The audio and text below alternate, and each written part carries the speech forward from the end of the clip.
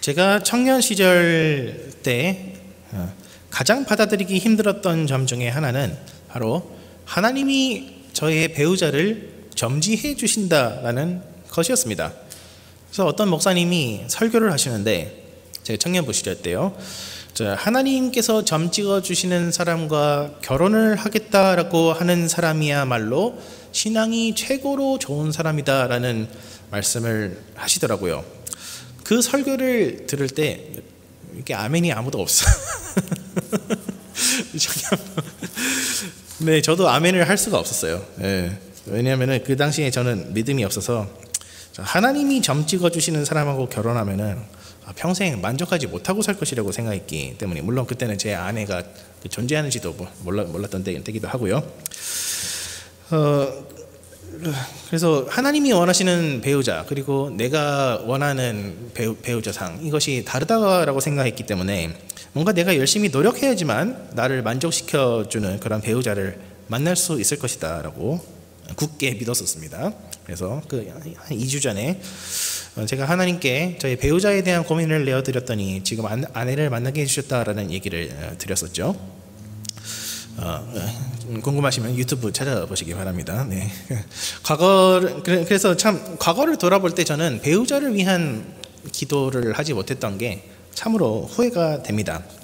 사람이 누릴 수 있는 행복 중에 가장 큰 행복 중 하나가 바로 이 가정의 행복이라고 많이들 생각을 하는데요.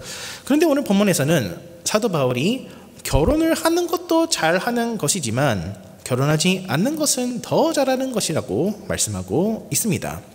저는 여기에서 배우자를 위한 기도가 어떠해야 하는지, 그리고 복음 중심적인 삶이 우리의 가정과 온 삶의 영역들에 어떻게 적용될 수 있는지 말씀드리고자 합니다.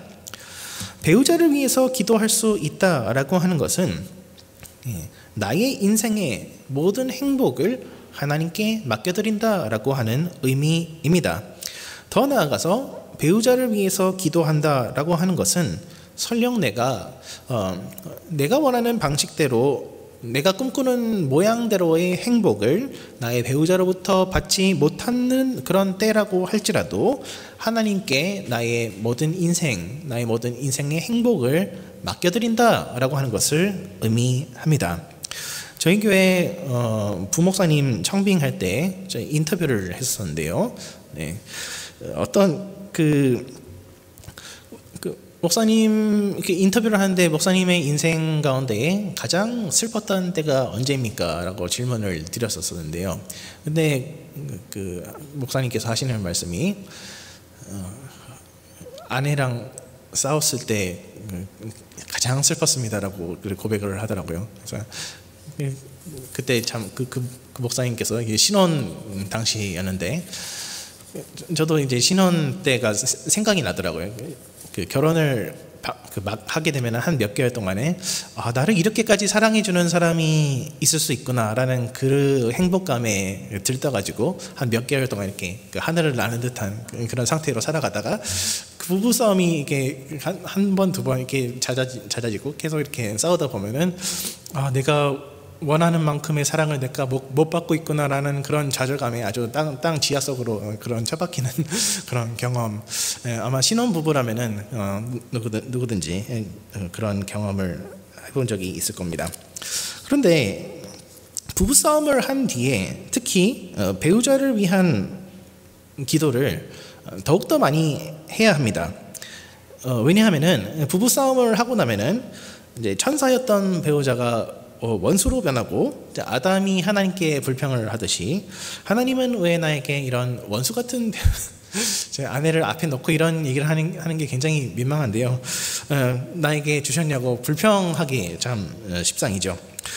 근데 결혼 전에 배우자를 위해 기도한다라고 하는 것은 하나님께서 앞으로 나에게 주실 배우자를 내가 기쁨으로 받아들일 수 있게 해달라고 기도하는 것인 반면에, 결혼 후에 배우자를 위해서 기도하는 것은 이와 유사하게 하나님께서 이미 나에게 주신 배우자를 내가 기쁨으로 받아들일 수 있게 해달라고 기도하는 것입니다. 사람은 사회적인 동물이고 사랑을 항상 이제 받아야 하는 존재들인데요. 사랑받고 인정받을 때에 사람은 행복감을 느낍니다. 근데 결혼 혹은 연애라고 하는 것은 단지 육체적인 것을 넘어서 사회적인 현상입니다. 그래서 배우자의 외모도 중요하지만 내가 결혼할 사람의 어떤 사회적인 위치, 재정적인 능력 이런 것도 중요하게 우리가 생각하는 것은 내가 받는 어떤 사랑을 통하여서 사회 내에서 나의 가치를 증명받고 싶기 때문입니다.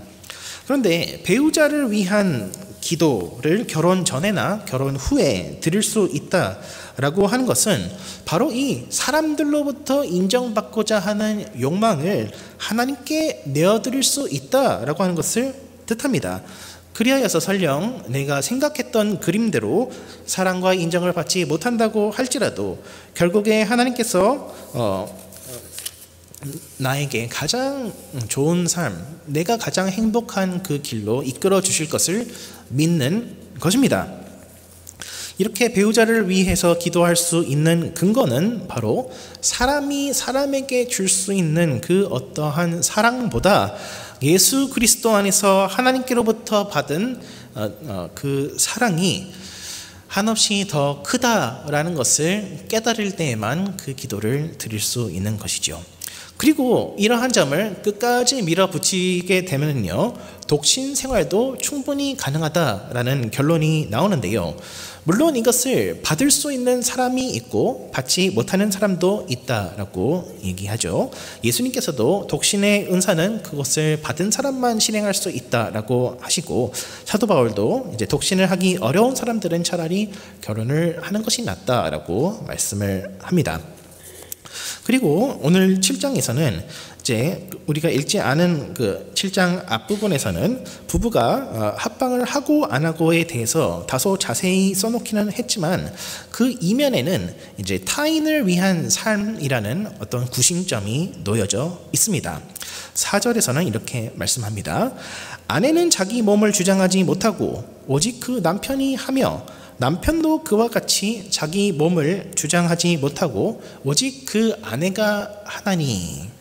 여기서 주장하다라고 하는 말은 have authority over 이라는 그 뜻이거든요. 무엇에 대해 전적인 권한을 가지고 있다라고 하는 단어인데요.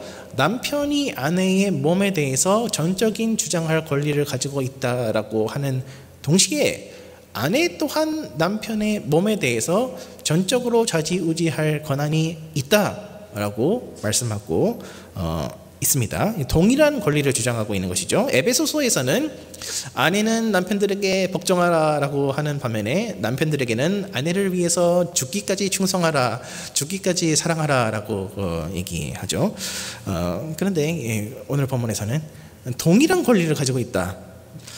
2000년 전 아무리 이제 서양 세계라고 하더라도 2000년 전 고대 그 그리스 로마 사회에서 여성의 인권의 수준이 어떠했을까요? 제가 잘은 모르지만 추측하기로는 지금보다 낮으면 낮았지 더 높지는 않았을 것이다 라고 추정해 본다면은 이 본문은 굉장히 여성의 권리에 대해서 진보적으로 주장하는 본문인 것 같습니다. 그런데 여기서 핵심은 어떤 무슨 욕구 불만을 서로 방지해야 된다라고 하는 것이라기보다는 결혼한 사람의 몸, 결혼한 사람의 인생 전체가 타인으로서의 배우자를 만족시키기 위해 존재한다라고 하는 것입니다. 그래서 설령 배우자가 좀 마음에 들지 않는 행동을 한다고 하더라도 감정적으로 밀어내지 말라라는 얘기이죠. 좀 부족해도 서로 봐주면서 살아라라고 하는 말입니다. 신혼 때의 가장 힘든 것 중 하나가 결혼 전에는 각자의 삶의 영역이 있었는데 이제는 항상 같이 붙어 다닌다라고 하는 것입니다. 그래서 더 이상 나 자신의 유익을 구하며 사는 것이 아니라 나의 배우자 혹은 나의 자녀의 유익을 구하며 살기 시작해야 한다는 것입니다.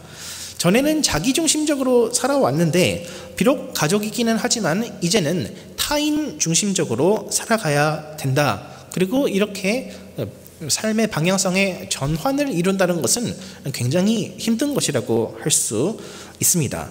그래서 저는 우리 청년들에게 꼭 하고 싶은 얘기가 결혼 전부터 배우자를 위한 기도를 많이 하시라는 겁니다.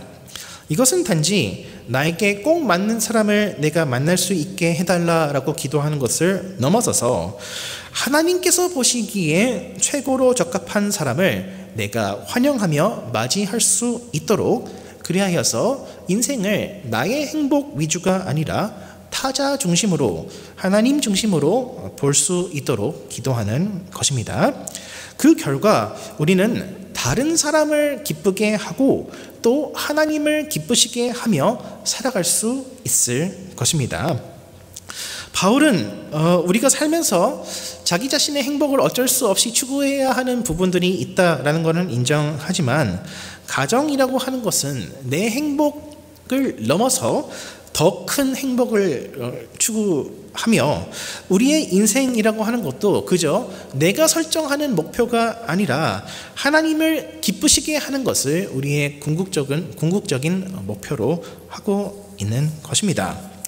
그럼 여기서 하나님을 기쁘시게 한다라고 하는 것의 뜻이 무엇일까요? 여기에 대해서 우리는 유의 깊게 살펴봐야 하는데요. 23절에 보시면은 너희는 값으로 사신 것이니 사람들의 종이 되지 말라라고 말씀합니다.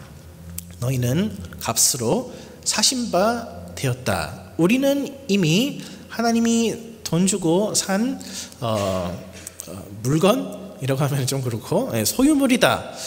그 누구도 그 하나님께로부터 우리를 빼앗아갈 수 없다라고 하는 것입니다.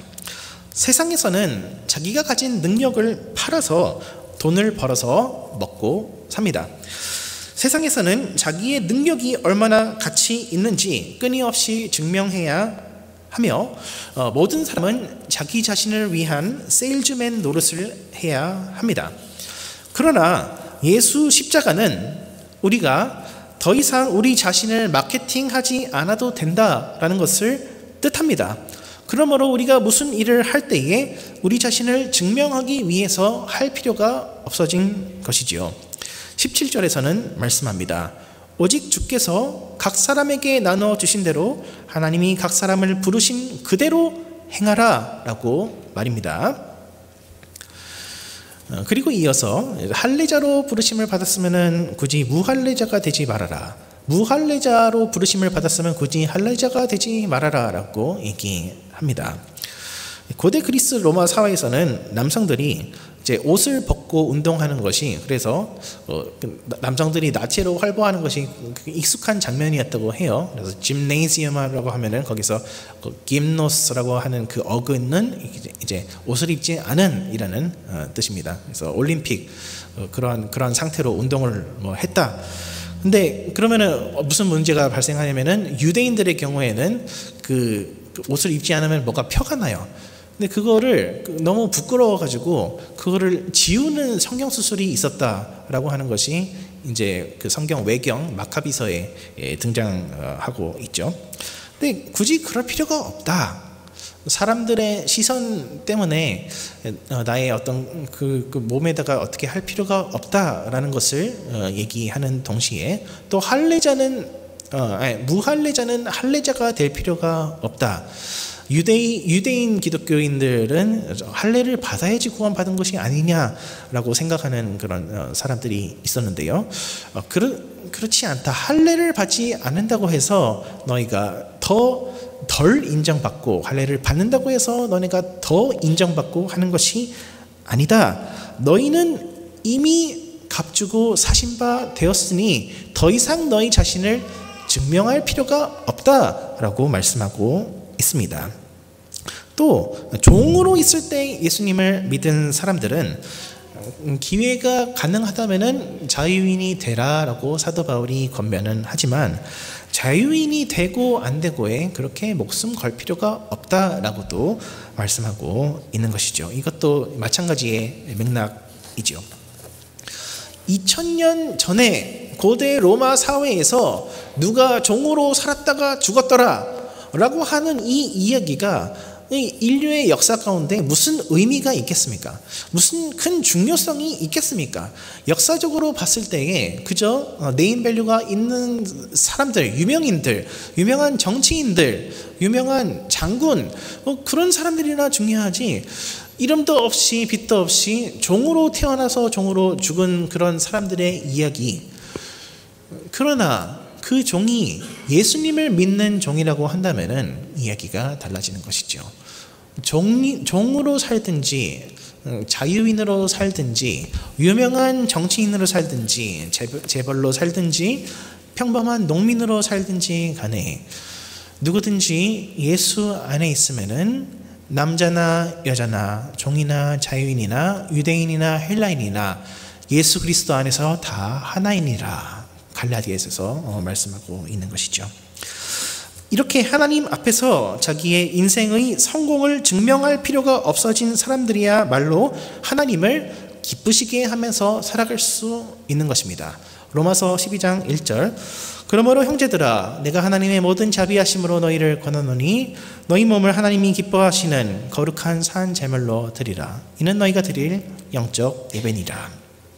여기에서 하나님이 기뻐하시는 거룩한 산 제물로 드리라라고 말씀하고 있습니다.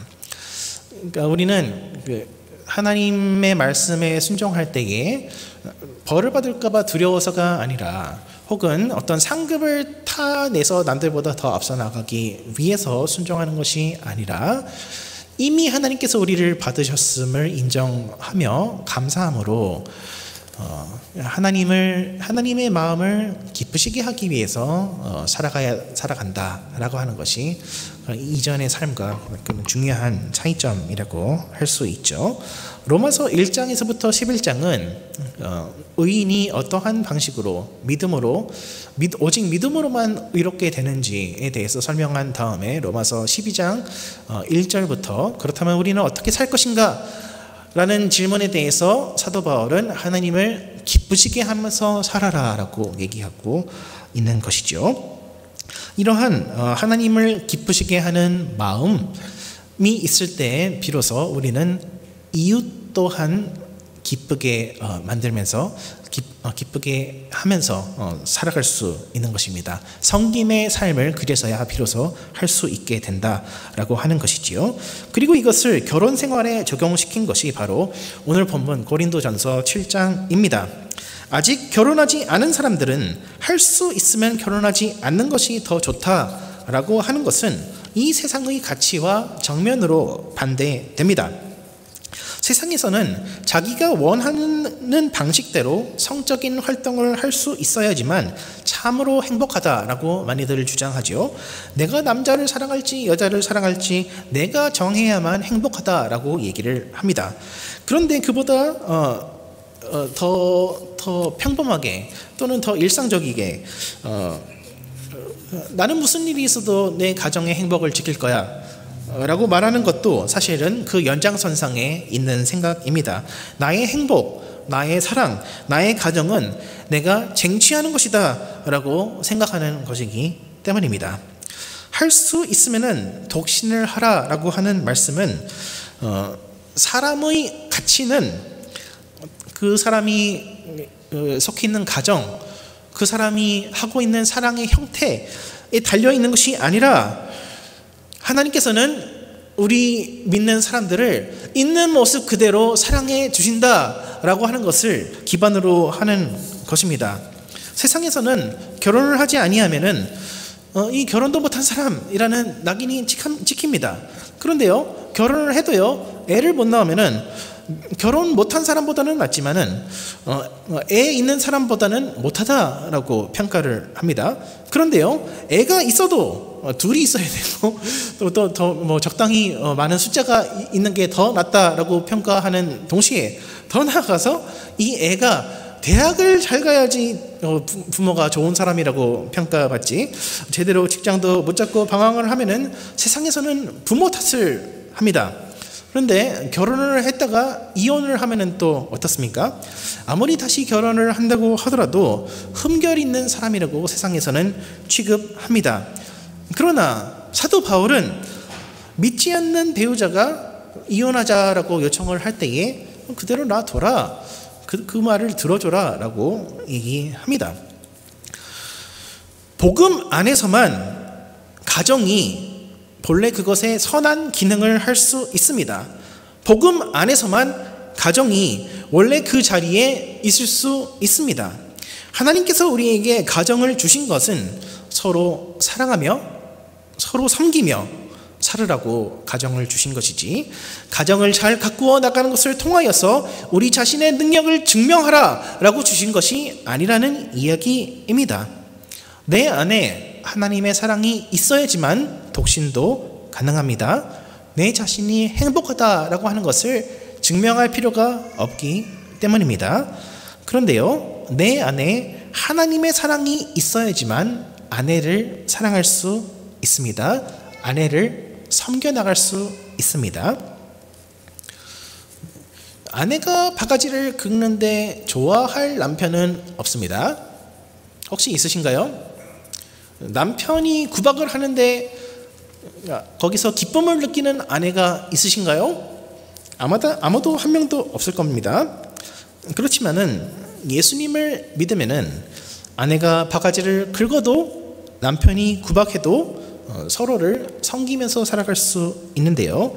그 이유는 세상에서는 그렇게 바가지만 긁고 구박만 하는 배우자를 만나면은 결혼 잘못했다라고 얘기합니다. 그렇죠? 세상에서는 그 손해라고 생각하고 결혼 실패했다라고 말합니다. 근데 이거 이상하지 않은가요?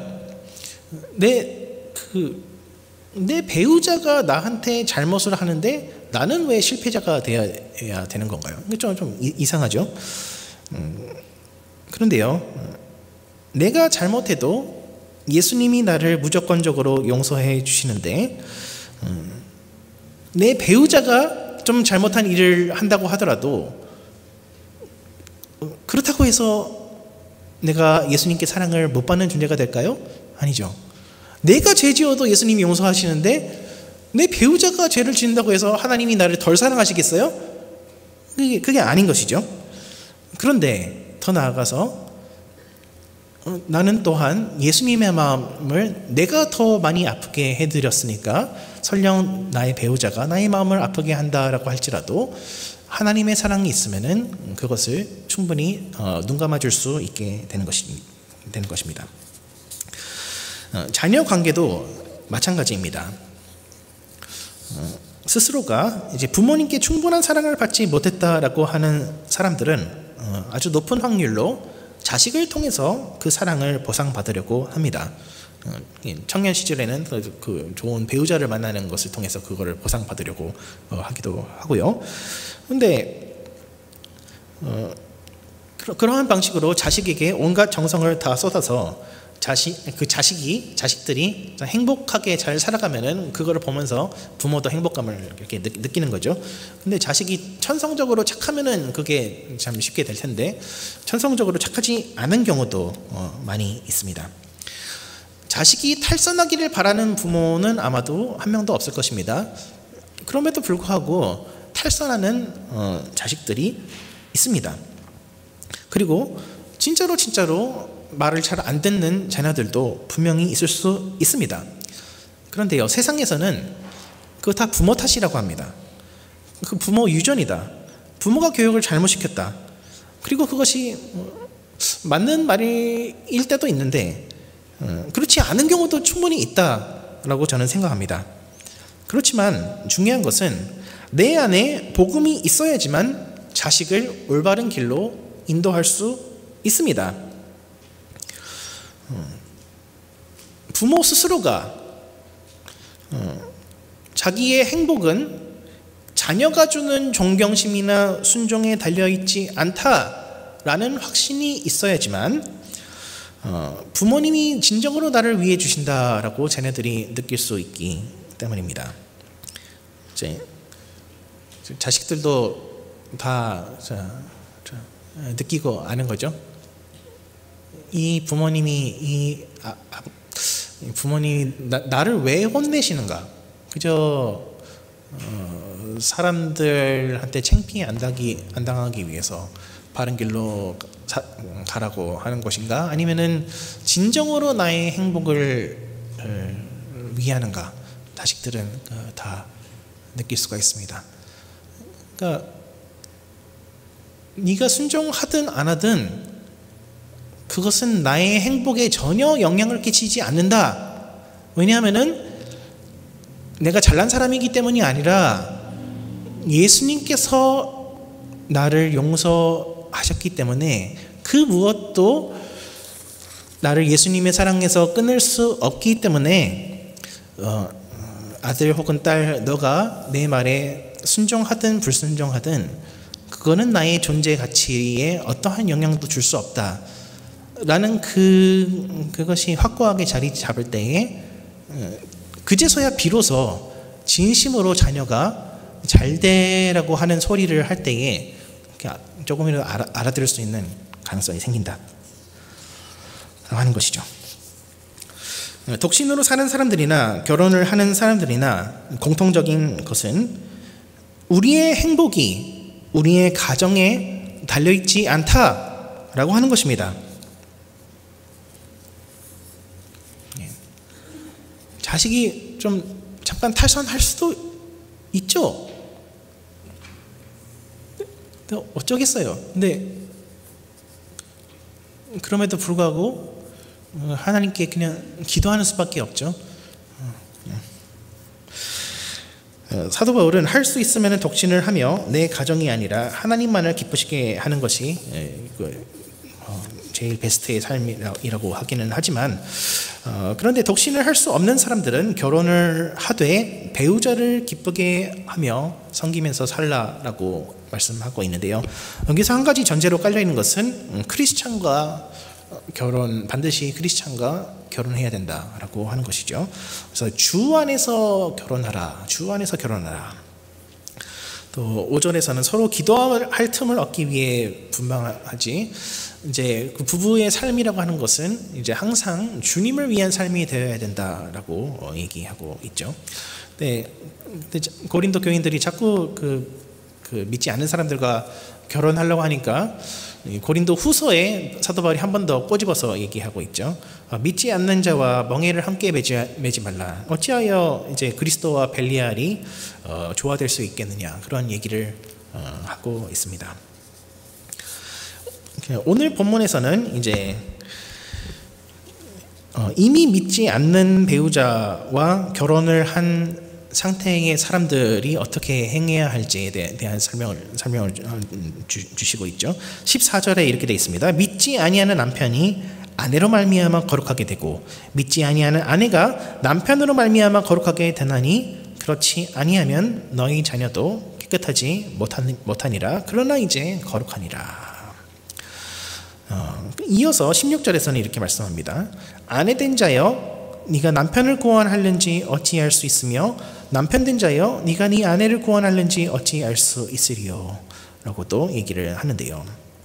그러니까 이 14절에서 말씀하는 것은 불신자 가정에서 이제 어떤 한 분이 남편이나 혹은 아내가 예수님을 영접하게 된 경우에 가정에서 어떠한 일이 일어나는지에 대해서 설명하고 있는 것입니다. 남편이 먼저 믿게 되면은 남편 따라서 아내도 믿게 되며 그 남편의 그 자식들도 예수님을 믿게 된다. 이러한 선한 영향력이 있다라고 하는 것입니다. 그래서 이것은 결혼 전에 있는 상태, 미혼인 크리스찬들이 따라야 되는 지침에 대해서 말하는 것이 아니라는 얘기죠. 미혼인 크리스찬들은 반드시 주 안에서 결혼해야 된다라는 말씀인데요. 물론 이제 하나님께서 우리를 사랑하시는 것은 우리가 100% 하나님을 다 순종했기 때문에 우리를 사랑하시는 것이 아니죠. 우리가 죄인인 상태에서 우리 모두는 하나님께 나아갈 자격이 없는 자들이지만 하나님께서 먼저 은혜를 베풀어 주셨기 때문에 우리가 하나님께로 나아갈 수 있게 된 것이긴 하죠. 그러한 방식으로 하나님의 은혜로서 설령 비기독교인과 결혼할지라도 이제 그것이 하나님께서 그 가정에서 역사하셔서 그 온 가정이 하나님께로 돌아오는 그러한 역사도 있기는 합니다. 그러나 성경의 일반적인 가이드라인은 그러지 말라, 즉 기독교인들과만 결혼하라라고 하는 것이죠. 왜요? 16절에서 말씀하는 것과 같이 네가 네 남편을 혹은 네 아내를 구원할 수 있을지 없을지 당신이 어떻게 아십니까? 라고 하는 것이죠. 이것이 굉장히 중요한 포인트입니다. 청년부 여러분, 저는 글쎄 지금 있는 청년부 멤버들 중에서는 어떻게 믿지 않는 사람과 교제하고 있는지는 잘 모르겠는데, 제가 그 청년부에 있을 당시, 청년부 사역을 할 당시에는 굉장히 그런 질문들이 많이 있었습니다. 목사님, 믿지 않는 사람과 사랑에 빠졌는데 괜찮은가요? 결혼해도 되나요? 라고 묻더라고요. 성경에 그렇게 안 써 있는데 라고 하니까, 그렇지만 제가 전도하면 되잖아요 라고 되어 있는데, 거기에 대해서도 성경이 얘기하고 있죠. 전도를 할 수 있을지 없을지 그거는 모르는 거다. 네.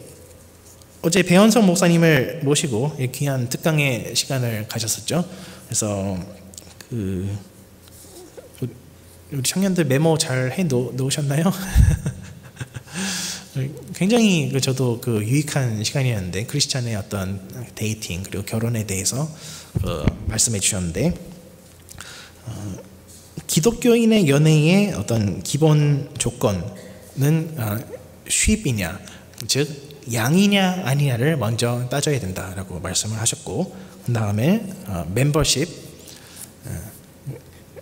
교회 안에서 한 멤버로서 얼마나 신앙생활을 잘 하느냐, 얼마나 참 소그룹 참여도 잘 하고 교회 출석도 정말 성실하게 하고, 이런 것을 잘하는 사람이 진짜 멋있는 사람이고 그 가운데서 짝을 찾으십시오 라고 말씀해 주셨고요.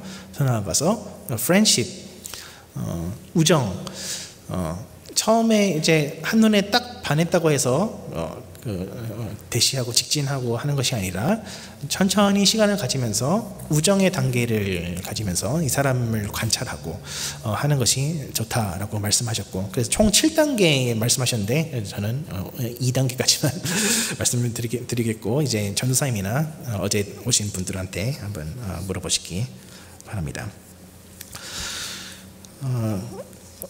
여하튼 목사님, 제가 정말 좋아하는 사람이 교회에 안 다니는데 사귀어도 되지 않나요? 라고 생각이 드신다면 한번 다시 곰곰이 생각해 보시기 바랍니다. 그 밑바탕에는 내가 마음만 먹으면 누구든지 전도시킬 능력이 있다라는 생각이 깔려 있고, 더 나아가서 결혼이라고 하는 것은 내가 원하는 사람과 하는 것이다 라는 생각이 깔려 있습니다. 물론 결혼은 내가 원하는 사람과 해야 하는 것이지만, 나의 행복이 나의 선택에 달려있다, 나의 노력에 달려있다라고 생각하기 때문에 그것이 잘못된 방향을 갖고 있는 것이죠. 그러한 나의 마음의 동기라고 하는 것은 나의 영적인 상태에 대해서 굉장히 많은 것을 얘기해 주고 있는 것입니다. 믿지 않는 사람과 사랑에 빠졌을 때 그 사람을 반드시 붙잡아야 된다라고 생각한다면은 하나님을 제대로 믿고 살다가는 내 가정이 행복해지지 못할 거다라고 하나님을 의심하는 것이기 때문이죠. 그러한 결혼 생활은 결국에 타인을 만족시키고 타인을 기쁘게 하는 삶이 아니라, 그래서 나아가서 하나님을 만족시키고 하나님을 기쁘시게 하는 삶이 아니라 결국에는 내가 만족하기 위해서 결혼하는 것이다. 그리고 시작부터 잘못된 방향성으로 가고 있는 것이기 때문에 굉장히 주의해야 된다라는 얘기입니다. 말씀을 맺겠습니다. 우리 청년들은 무엇보다 배우자를 위한 기도를 열심히 하시기 바랍니다. 그리고 그 과정을 통해서 나에게 꼭 맞는 사람이 누군지 찾는 것에 집중하기보다는 하나님께서 예비해 주신 사람을 내가 잘 섬길 수 있는 그런 마음의 준비를 하시면서 지내시기 바랍니다. 여러분, 인생은 원래 외로운 겁니다. 그런데 이 외로움은 하나님이 없으면 절대로 해결되지 않는 것입니다. 배우자가 있어도, 자녀가 있어도, 친구가 있어도 인간의 마음 근원 그 한가운데는 공백이라는 것이 있어서 늘 외로움이라는 것이 자리 잡고 있고, 그 외로움의 공백은 오직 하나님으로만 찰 수 있는 것이죠. 인간은 모두 다 이기적인 존재이기 때문입니다. 그러나 하나님의 사랑으로 인하여서 우리의 마음의 방향성이 바뀌게 된다면 우리는 비로소 참 행복, 가정 안에서도 공동체 안에서도 참 행복을 누리면서 살아갈 수가 있게 되는 것이죠. 그러므로 이미 결혼하신 분들도 배우자를 위해서 열심히 기도하십시오. 하나님께서 나에게 주신 배우자, 항상 내 마음에 드는 행동을 하지 않는다고 하더라도 하나님께서 주신 나의 배우자를 기쁨으로 섬길 수 있게 해달라고 기도하시기 바랍니다. 그리고 시간이 흘러서 더 이상 사랑할 배우자가 없는 분들도 하나님을 기쁘시게 하며 살아가도록 기도하시기 바랍니다. 예수 그리스도만이 교회의 참된 신랑이 되십니다. 우리는 사람들에게 인정받기 위해 살아가는 것이 아니라 이웃들을 기쁘게 하며 하나님을 기쁘시게 하는 이 일에 참된 행복을 느껴야만 하는 것인데요. 이것을 함께 실천하는 저와 여러분 되시기를 주님의 이름으로 축원합니다. 기도하겠습니다. 사랑이 많으신 하나님 아버지, 감사합니다. 우리 각 사람을 향한 하나님의 세밀하고 정말 사려 깊은 플랜들이, 계획들이 있음을 우리가 다시 한번 믿고 하나님을 신뢰하며 나아가기를 원합니다. 나의 가장 소중한 것, 나의 가정의 행복이라고 하는 것이라고 할지라도 하나님께 내어드릴 수 있는 우리 모두가 되게 하여 주옵소서. 감사드리며 예수 그리스도의 이름으로 기도드립니다.